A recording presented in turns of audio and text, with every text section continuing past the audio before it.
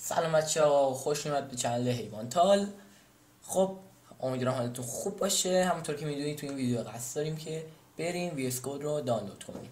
خب اول از همه چنل من رو سابسکرایب کنید، لایک کنید و زنگوله بغلش هم بزنید تا از ویدیو بعد با خبر بشید. خب داخل گوگل میریم و سرچ میکنیم وی اس کد، دقیقا همین چیزی که من زدم رو بزنید و سایت ویژوال استودیو کد براتون باز میشه. خب آدرسش هم توی کپشن میذارم، اگه خواستید اونجا میتونید مستقیم برید وارد سایت بشید.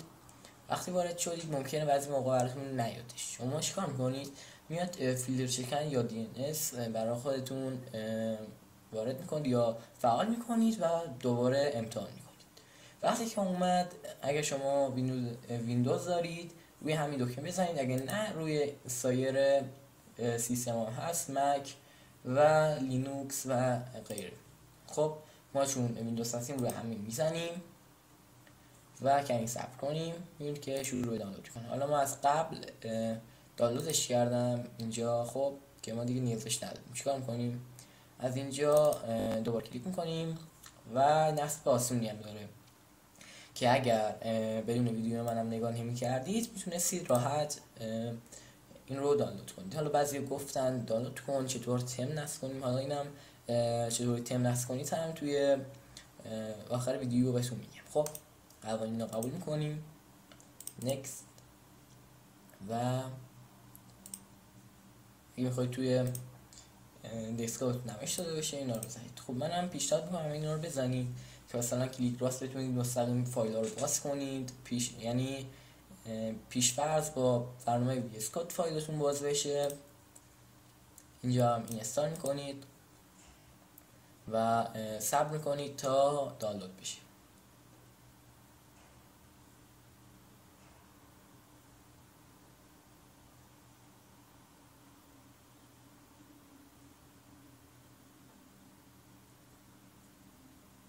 خب ما این تیکو فعال نگه میداریم تا وی اس کد برامون باز بشه.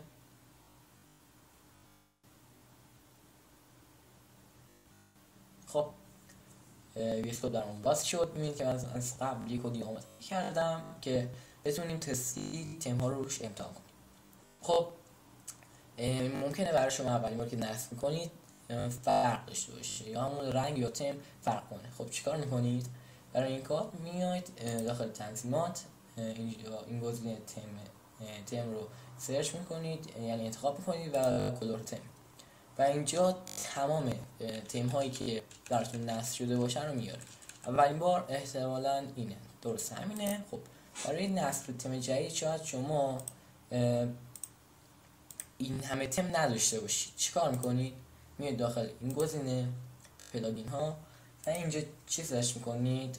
کلمه تم رو سرچ میکنید و تمام تم ها براتون میاد.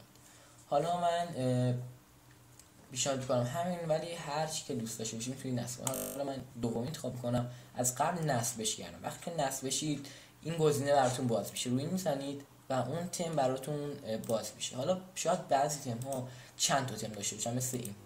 میبینید که اینو که نصب کردم حدود 4 تا تم برای من نصب کرده که هر کدومو که دلم بخواد میتونم استفادهش کنم.